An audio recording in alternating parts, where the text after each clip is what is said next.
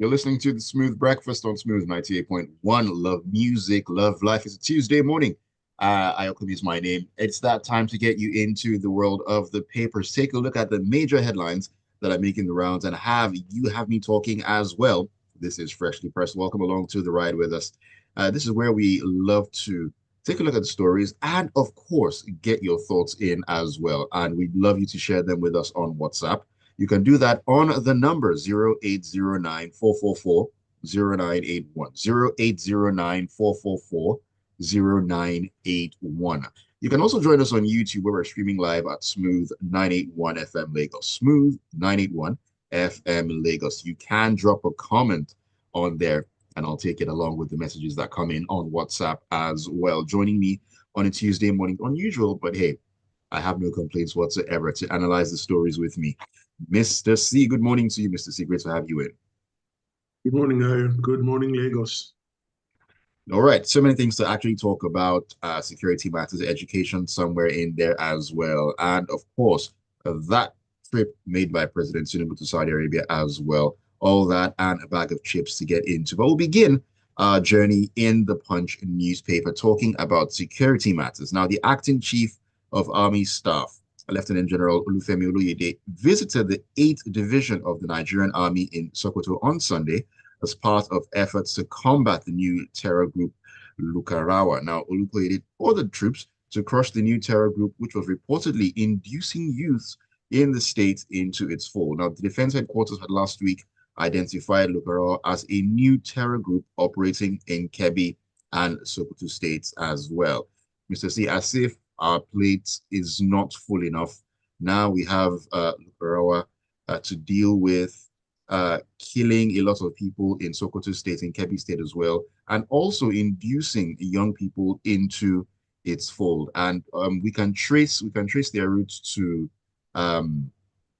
the conflict that's been going on in the Sahel region of Africa, and of course our borders, which are as strong as a potato chip using to lock a door.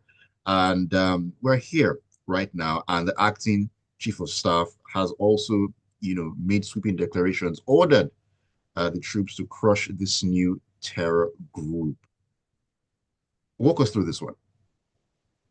Okay, thank you, Ayo. So the acting chief of Army Staff has actually visited the 8th Division in Sokoto, and ostensibly, whilst there, he charged the soldiers to crush the Lukarawa group. Now, according to the defense headquarters, this is a new group, but according to locals and a counterterrorism expert, this is not a new group, that they've actually been in situ for about 6 years. Now, according to the narrative of the locals, that they were invited to help them deal with terrorists who were attacking them. Then after dealing with them, they then resorted to levying and imposing taxes on them, on cattle rearers or cattle rustlers, and then even attending Juma prayers in the communities and ensuring their brand or system of law is strictly enforced. Now, it's neither here nor there whether they're a new group or an old group. But what the Army and the Defense Headquarters seem settled on is that this is a terror group. Now they want to crush them with force. Now, let's take a walk down memory lane. Boko Haram initially was a small sect teaching its own version and understanding of Islam and its principles. It was when their then leader was arrested by the soldiers and then executed by yet to be unidentified individuals that they became violent. Now, the Lukarawa group has spread for a number of reasons, including the fact that people are convinced or swayed by their ideology. And in addition, they are reported to be offering the sum of 1 million naira per individual sign up. Now, in the Nigeria of today, especially in those communities, 1 million naira is a lot of money. You would Yes, also we ask can the have. question. I mean, you would also ask the question. I mean, how they are able to say, "Hey, we want you to come into our fold and we'll pay you 1 million naira." I mean, by any metric right now, 1 million naira would go a long way for a number of people. And for that group to be able to, should I say, offer such an amount, it raises more questions as well. So yes, it points to the fact that they're well funded. This is clearly not an indigenous group to Nigeria. And then it also speaks volumes of the economic situation in Sokoto, particularly because this is where the group is presently located. How many people in Sokoto can raise up their hands today and say that they earn 1 million naira, say, a month or even in a quarter? How many? What is the level of economic activity in Sokoto? That's a very good question to ask. How many businesses are in Sokoto? That's another question to ask. Do they have an inflow or an influx of foreign visitors visiting the state for tourist reasons? Another question to ask. So there are many questions. And for the group to be offering money to in the prospective signees, what that tells you is that there's widespread poverty in those areas. And they believe that if they can't get you through ideology, they will get you through money. And let's face it, right? The average male individual there who has nothing going for him, probably has no job, probably can't eke out a means of livelihood that is legal and or lawful, and is offered 1 million naira today. What are the chances that he will reject such a sum and elect to continue to wallow in abject poverty, in abject deprivation of food, shelter, and other basic necessities? Even down south, if they were to offer that same sum to people down south, I'm not sure I can confidently say no one will take the money or the offer. Now, Right. the acting chief of army staff has also asked for the support of the communities in bringing this group down to its knees and removing them from the landscape. Now, my question is this: if you haven't been able to remove the other terror groups, what are the chances you remove this? And if you violently go in without all the intelligence you need, you may end up killing innocent people. And when that happens, those people will no longer be swayed or persuaded by money. It will just be the desire to get revenge. I would have thought they would sit down and try to understand, why is this group so successful? Why do the people reach out to them? Money aside, what is it about their ideology that convinces people to sign up or to be sympathetic towards them? And you will find that the themes of bad governance, a lack of accountability, a lack of trust between the people and the people governing them will all feature prominently. Again, what is the long-term solution? Force cannot be by itself the long-term solution. Try to create the right environment, the right atmosphere, and you will see that people will drop these things.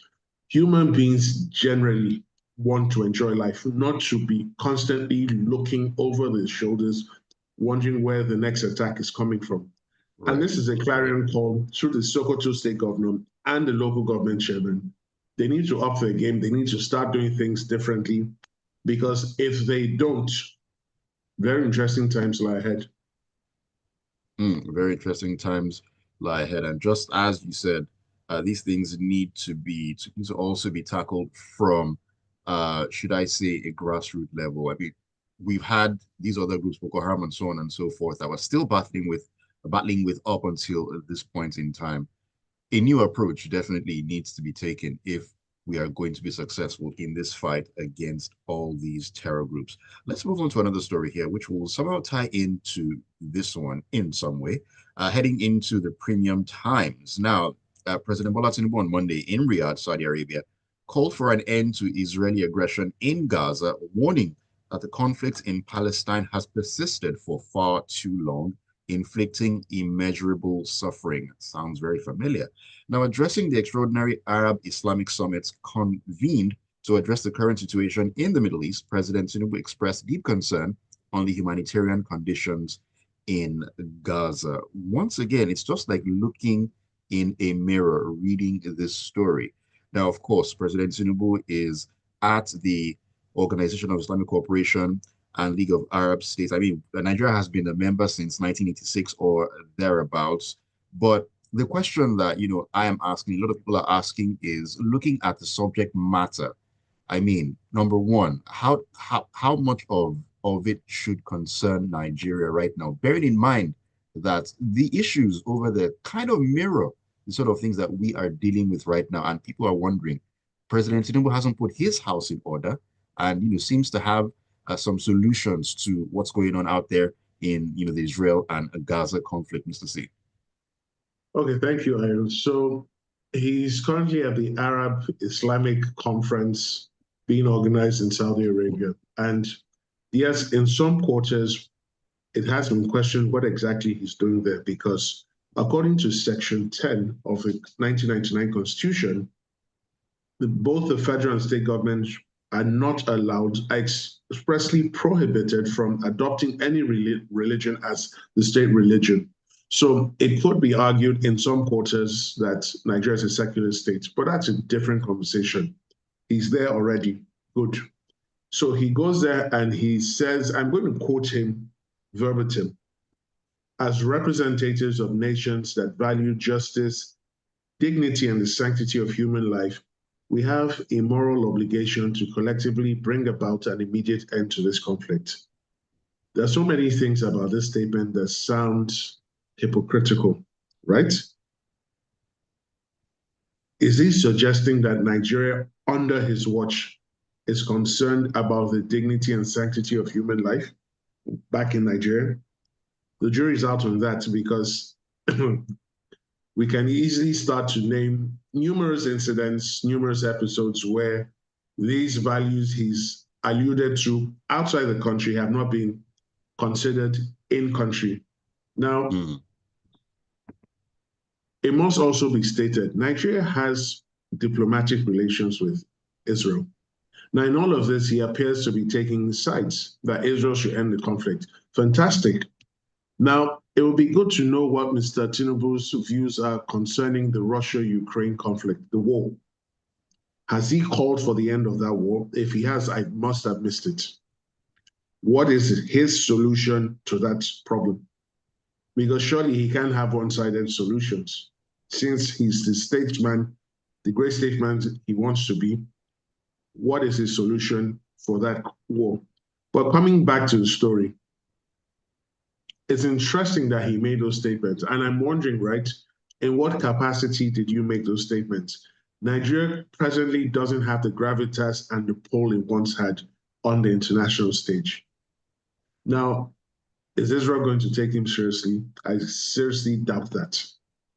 Because for a country that is still struggling with existential issues that should have been put to bed a long time ago, for a country that is being supplied with food by a country officially at war, this is very interesting news.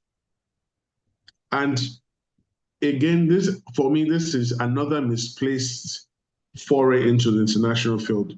Remember when he first assumed office, he was issuing ultimatums to the Nigerian coup plotters. And of course, we also, nothing came out of those ultimatums. Now he's come here and he says that there's a two-state solution. Now, the more serious countries, the more important countries have been suggesting this two-state solution, and it hasn't worked yet. It hasn't happened yet.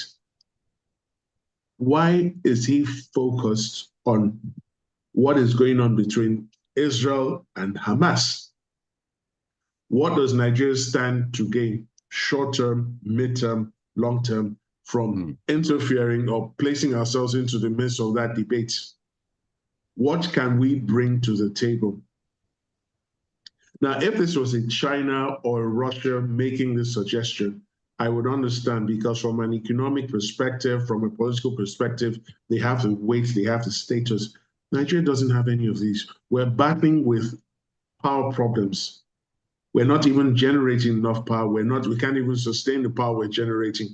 And here we are in a foreign country talking about really stuff that shouldn't concern us. How many other African countries at this summit speaking up? So why is it Nigeria? This notion that we're the giant of Africa, we need to rest it for a bit. We need to recalibrate inside, in nation, and then decide what our policy is going forward. Again, another question. Were the eggheads at the Nigerian Institute of International Affairs consulted before this decision was taken? Was the Foreign Affairs Minister consulted before the decision was taken? Can any member of his government come out and properly articulate the thinking, the logic behind this position on national TV? I don't know the answer. But he's already there, he's speaking, and let's see what comes out of it, if anything comes out of it. But alas, that is what it is. I do hope that when he finishes with this trip, he's coming straight back to the country. Because, no, I will personally not be surprised if I then hear he's gone somewhere else. Because his most recent trips have clearly shown this. But again, what he alluded to outside the country is not what he's paying attention to in country. The dignity of the Nigerian life here is at great risk. We continue to ponder the abiding question, what is the value of a Nigerian life? We still don't know the answers. Still don't know the answers. We're just looking to see if, all the things that are being said out there in Riyadh, Saudi Arabia, in some way can be applied here in Nigeria to solve the problems that we have in terms of security and conflict and so on and so forth. Let's bring things closer to home here, Mr. C, and talk about the story coming out of the Vanguard, where it says unsold goods surged 357.6% to 1.24 trillion naira in the first half of 2024. Now, the declining purchasing power of consumers led to a 357.57% surge in the inventory of unsold finished products of manufacturers in Nigeria to 1.24 trillion naira in the second half of 2024, compared to 271 billion naira recorded in the same period last year. That's the first half of 2023. Now, the Manufacturers Association of Nigeria, that's MAN, M-A-N, disclosed this in its first half 2024 economic review made available to the Vanguard on Monday. Okay, thank you, Ayo. So this, the first half economic review report from the Manufacturers Association of Nigeria makes for very grim reading, and it's a cause for concern. Now, for your unsold stock inventory to rise by 357%, now that is really worrying. Now, it must be stated quite clearly that when manufacturers produce output or produce inventory, sometimes or most times, they don't get to sell everything at once. So at some point in time, if you go through their books, you find that some unsold inventory, and that is normal with any manufacturing business. However, to have that stock increase by 357% is a cause for worry. Some will argue that they overproduced. Yes, in some cases, it is plausible that they overproduced, but for it to rise by 357% points to a number of issues. One, the consumers have witnessed a reduction in their ability to buy those goods, amongst other reasons. Now, we have to juxtapose this side by side with comments from the coordinating minister for the economy, who also doubles as the minister of finance, where he continues to tell us that the reforms are starting to yield fruit, which also aligns with what other public office holders are saying, that there's light at the end of the tunnel. Now, whilst we're waiting for their statements to come true. There are certain truths that must be seen on a local level. And one of those truths is that people must be able to buy things that they need, not things that they want. Now, you'll find that the cost of basic supplies have gone up. People have not seen a corresponding increase in their purchasing power. So what you find is people are looking for alternatives. Quantities of basic necessities continue to shrink, but the prices are not shrinking as fast as the quantities. And then you find that energy costs have gone up, which also affected the manufacturers. So when will this stock go down, this unsold stock go down? It's a big question. Now, this is work for the finance minister to consider. If this is the position as at 30th of June, today is the 12th of November, what has substantially shifted or changed since the 30th of June, 2024? I would say not much. Now, how do we get out of this? It's for the people in government to figure it out. That's why they're in office.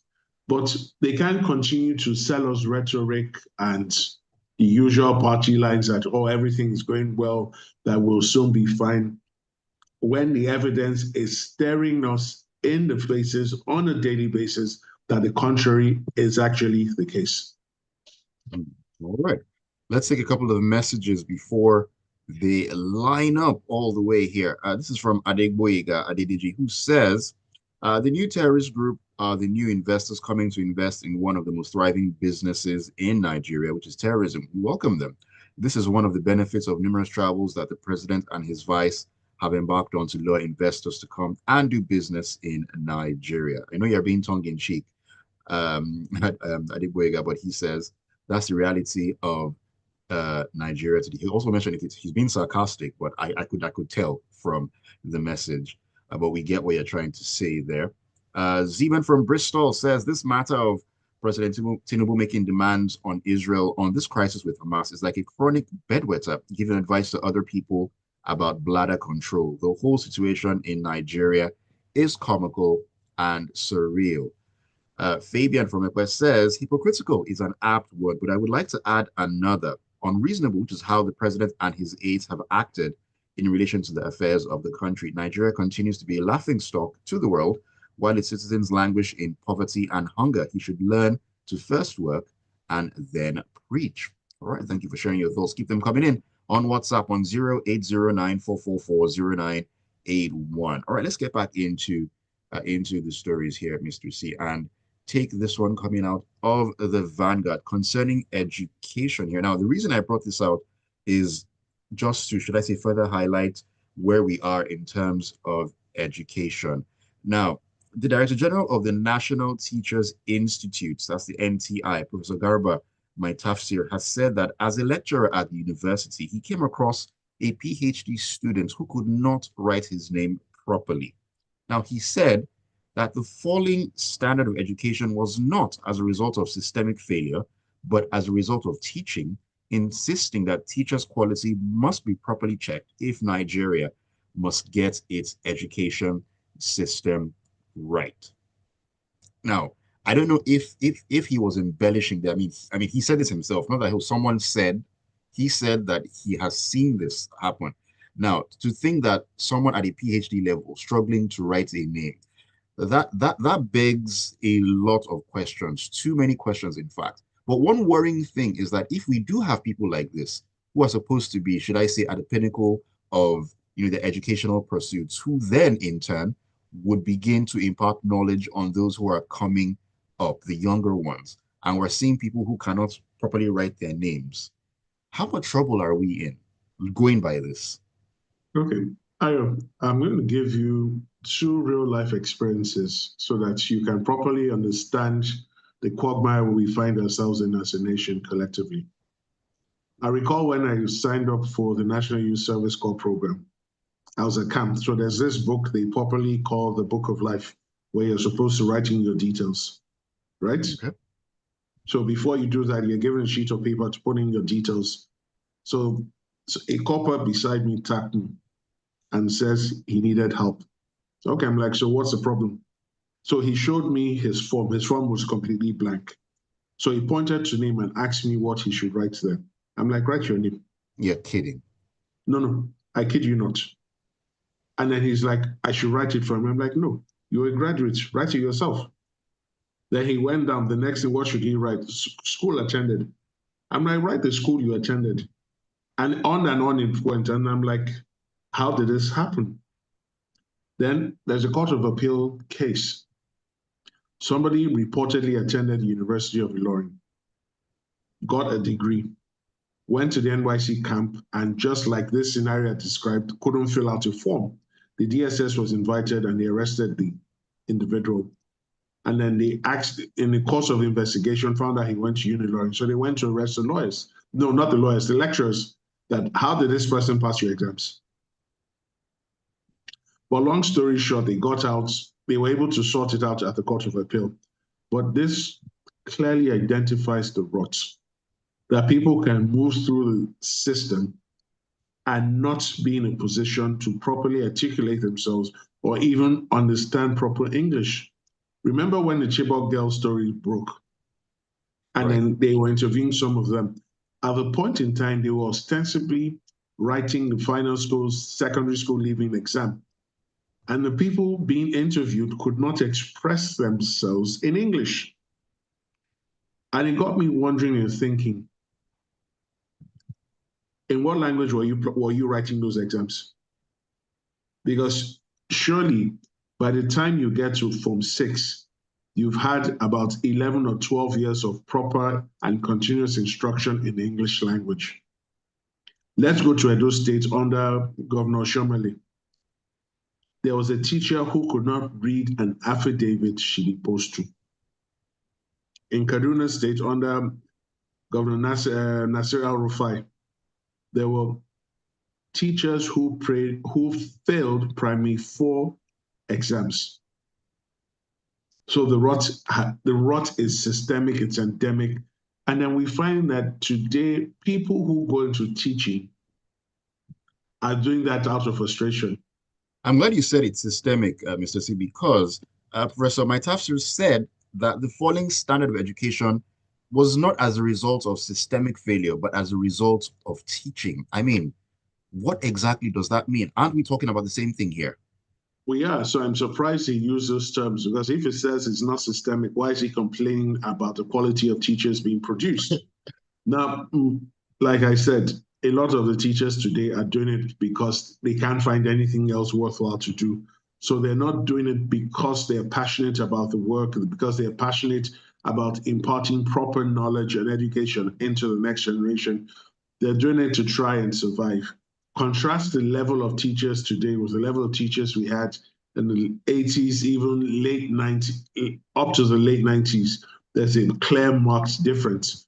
Today's generation of teachers, I'm not sure what their driving passion is, but I would argue that it's not necessarily imparting education into the next generation. Now, how do we fix this?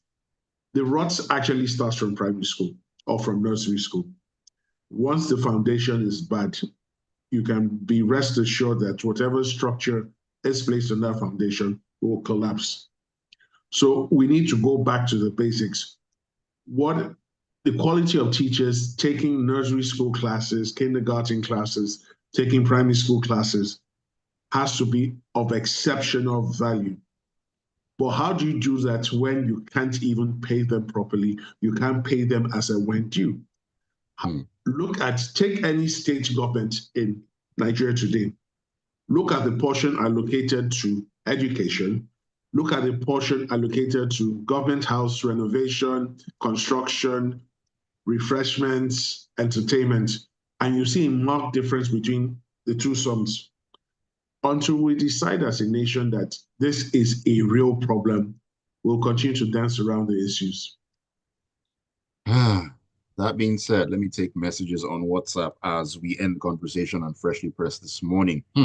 So many things that we need to work on and deal with, truth be told. Let me see here. Who's talking to us? This is from Aya from Festac says, why are competency tests only for those in poorly paid teachers working at ill-equipped schools? What about those in finance, works, and other departments in the civil service? All right. Sunday from Surrey says, does our president still have advisors? I feel so weak hearing and reading these statements from the president when we can't even fix basic problems back at home. This administration must think other countries do not know what is going on in Nigeria. Interesting times ahead. Idimapuza says it's easier for Nigeria to blow out specks from other nations' eyes, but can't mind its timber in her own eyes. I laugh in Ukwani language. Oh my goodness. Matthew from BI says, please, a lot has changed since the 30th of June. Fuel is more expensive, as is everything else. Inflation has continued to rise. The exchange rate has gotten worse, and minimum wage payments has yet to start across most states. The APC is hard at work. Abimbola says, why does Mr. C make negative of every news item? All I hear on this show is negative comments, and I don't think it's good for our mental health. Can't you just balance the news for goodness sake? We're talking about the news stories that are there. We're not cooking the news stories. We're making sense of the stories that are in the papers. That's what we're doing at the end of the day. So we're not cooking the stories. We're just making sense of them. Fabian from Ekbe says, the rot in the educational sector goes back many years. There are secondary schools where all subjects are taught in Yoruba. Thus, how can they understand English when teachers and lecturers are underpaid, and thus those who go to teaching schools are not well taught? When anyone can open a school, when there is little or no regulation, no continuous training, we will have this unfortunate situation. And KB says the quality of education needs to change. And finally, Joseph Menier says, hearing what Mr. C read out about the presidency said at the summit in Saudi Arabia, it's really unfortunate how sweet the statement sounds. What's the exact state of Nigeria? Terrorism, kidnapping is being treated with kids' gloves, inflation soaring high, arresting children for treason, alleged corrupt government officials working freely, but petty thieves sentenced to 100 years imprisonment. Where was that done, Joseph? All right. Anyways, thank you for sharing your thoughts. And thank you all for being a part of Freshly Pressed this morning. Thank you, Mr. C, for taking the time out to join me on a Tuesday morning. Absolute pleasure. Thank you for having me. All right. Do have yourself a great morning and keep it tuned to Smooth 98.1, 8:15. We'll get into the grapevine. It's all about entertainment and all the good stuff.